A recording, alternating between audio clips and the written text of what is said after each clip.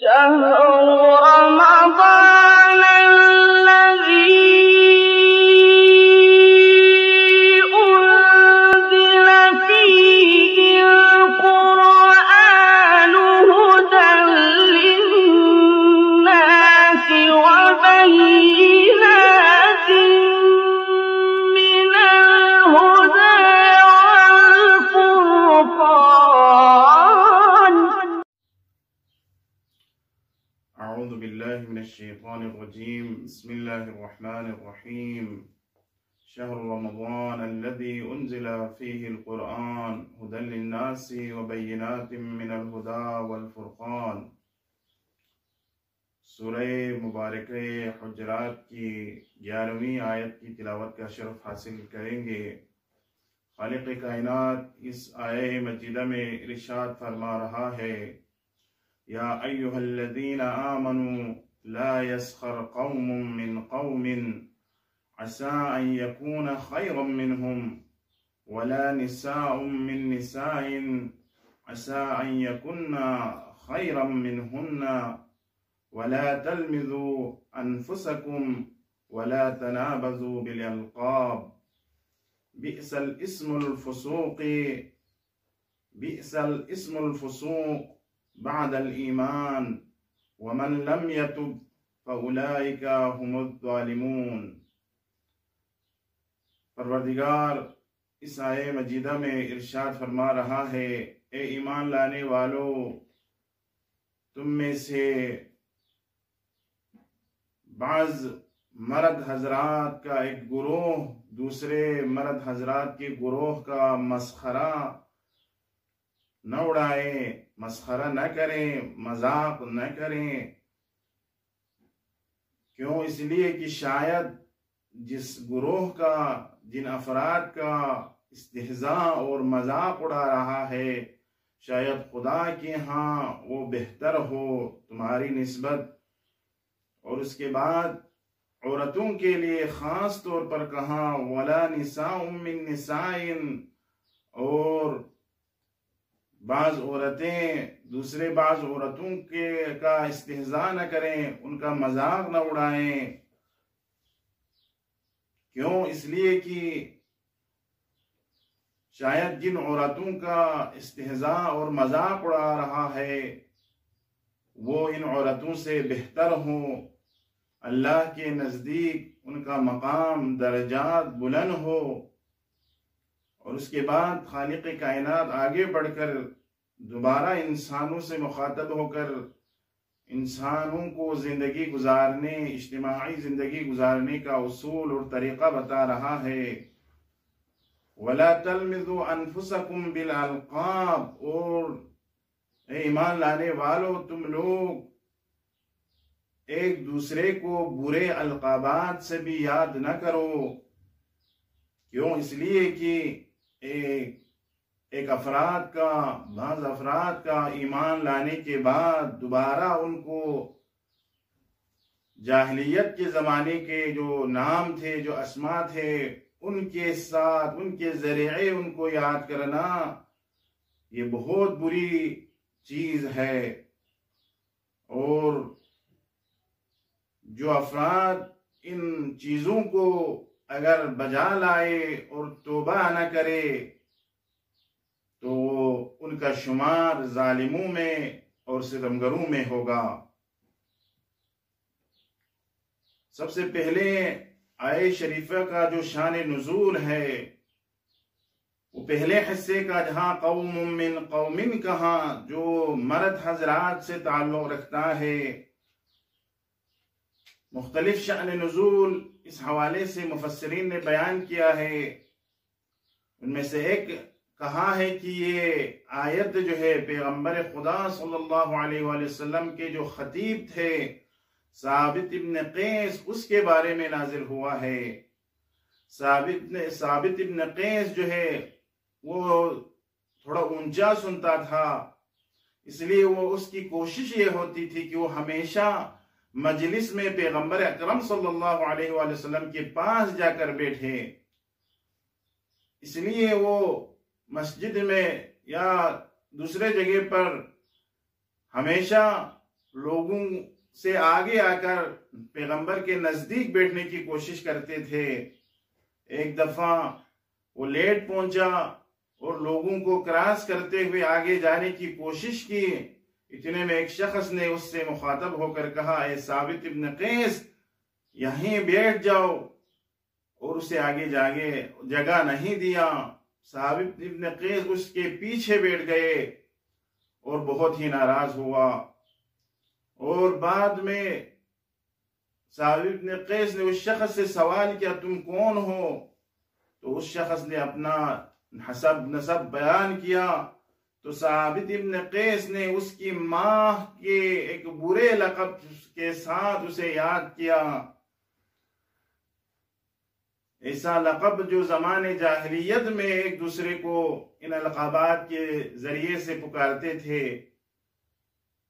تو ثابت ابن قیس نے بھی جب اس کی ماں کے برے کچھ نام سے یاد کیا تو یہ شخص بہت ہی شرمندہ ہوا اور اپنا سر کو نیچے کیا، تو اس وقت یہ آیت نازل ہو گئی۔ آیت کا جو دوسرا حصہ ہے جو خواتین اور عورتوں کے ساتھ مخصوص ہے، اس کی شان نزول کے بارے میں مفسرین فرماتے ہیں کہ یہ آیت کا یہ حصہ جو ہے ام سلمہ کے بارے میں نازل ہوا ہے، کیونکہ ام سلمہ جو رسول خدا کی شریک حیات تھی، وہ خاص لباس پہنتی تھی اور قد کے حساب سے دوسروں سے کوتاہ قد کی مالکہ تھی۔ اس بنا پر دوسرے جو شریک حیات تھے، دوسرے جو ام المؤمنین تھے، وہ ان کا مذاق اڑاتے تھے۔ تو خالق کائنات کی طرف سے یہ آیت کا یہ حصہ نازل ہوا۔ اب ان آیات میں خالق کائنات مسلمانوں کو اجتماعی امور اور اجتماعی زندگی گزارنے کے جو بہترین اصول ہیں وہ بیان کر رہے ہیں۔ اسلام جو ہے کسی دوسرے کے استہزاء کو، مذاق اڑانے کو منع کرتا ہے، کیونکہ یہ استہزاء کا جو سرچشمہ ہے، اس کا جو بازگش ہے، یہ کیوں ایک شخص دوسرے اپنے جیسے انسان کو مسخرہ قرار دیتا ہے، اس کا مذاق اڑاتا ہے، تو اس کا بنیادی جو وجہ ہے وہ یہ ہے کہ وہ انسان جو کسی دوسرے کا مذاق اڑاتا ہے وہ اپنے آپ کو دوسروں سے برتر سمجھتا ہے، کبر اور غرور کا مالک ہوتا ہے، مغرور ہوتا ہے، تکبر سے کام لیتا ہے، اس لیے وہ دوسرے کا مذاق اڑاتے ہیں۔ جبکہ خالق کائنات کے نزدیک جو معیار اور ملاک ہیں مقرب ہونے کے لیے، وہ تقوی الہی ہے۔ اور اسی طرح آیت کے آگے حصے میں وَلَا تَلْمِزُوا بِالْأَلْقَابِ وَلَا تَلْمِزُوا أَنفُسَكُمْ وَلَا تَنَابَذُوا بِالْأَلْقَابِ، کہ تم لوگ آپس میں برے القابات سے ایک دوسرے کو یاد نہ کرو۔ طعن اور عیب جوئی بھی اسلام نے ممنوع قرار دیا۔ کسی کو طعنہ دینا، ان کے عیوب کو لوگوں کے سامنے ایک ایک کر کے بیان کرنا، یہ سارا اسلام نے ان چیزوں سے منع کیا ہے۔ وَلَا تَلْمِذُوا أَنفُسَكُمْ، تم اپنے نفسوں کو، یہاں سے یہ معلوم ہوتا ہے کہ تمام مؤمنین اور مسلمان جو ہے ایک نفس واحد اور ایک ہی جسم کے مالک سمجھتا ہے، اور اگر گویا کسی ایک مومن کی عیب جوئی کی تو گویا اس نے اپنے آپ کی عیب جوئی کی ہے۔ اور تیسرے مرحلے میں کہا کہ برے القابات سے ایک دوسرے کو یاد نہ کرو، کیونکہ سابقہ جاہلیت کے زمانے میں ممکن ہے کہ اس نے کوئی برا کام کیا ہو، لیکن اس نے توبہ کیا، اسلام قبول کیا، اور ابھی وہ کاملاً مؤمن ہیں، گناہگار بھی نہیں ہے، گناہ بھی انجام نہیں دیتا ہے۔ برابرین اس کے زمانے جاہلیت کو یاد کر کے اس کے لیے کسی ایسی لقب سے یاد کرنا جو زمانے جاہلیت کی یاد دلاتا ہو، اسلام اس عمل کو ممنوع قرار دیا ہے۔ اور اسی طرح ایک حدیث میں آیا ہے کہ ایک دفعہ حضرت صفیہ جو فتح خیبر کے بعد رسول خدا صلی اللہ علیہ وسلم کی شریک حیات بنی، وہ پیغمبر اکرم صلی اللہ علیہ وآلہ وسلم کے پاس روتی ہوئی تشریف لائی اور حضرت عائشہ کے خلاف ان کی شکایت کی رسول خدا سے اور اشک بہا رہی تھی۔ رسول خدا نے سوال کیا تو صفیہ نے یہ فرمایا کہ عائشہ میری سرزنش کرتی ہے اور مجھے کہتی ہے کہ تم یہودی زادی ہو، تم یہود کی اولاد ہو۔ تو رسول خدا صلی اللہ علیہ وسلم نے صفیہ سے مخاطب ہو کر فرمایا کہ صفیہ تم نے عائشہ سے یہ کیوں نہیں کہا کہ میرا باپ جو ہے ہارون ہے اور میرا چچا موسیٰ کلیم اللہ ہے اور میرا شوہر شریک حیات جو ہے محمد مصطفیٰ ہے۔ اور اسی طرح آیت کے آخری حصے میں کہا کہ اگر توبہ نہ کرے تو اس صورت میں ظالم اور ستمگر ہیں۔ پس بنابراین کسی دوسرے کا مسخرہ نہ کرنا، عیب جوئی نہ کرنا اور برے القابات سے ایک دوسرے کو یاد نہ کرنا، یہ اسلام کے اجتماعی زندگی کے اصول ہیں، معاشرتی زندگی کے اصول ہیں۔ ان پر اگر ہم عمل کریں تو اسلامی معاشرہ ایک کامیاب معاشرہ، ایک بہترین معاشرہ بن سکتا ہے۔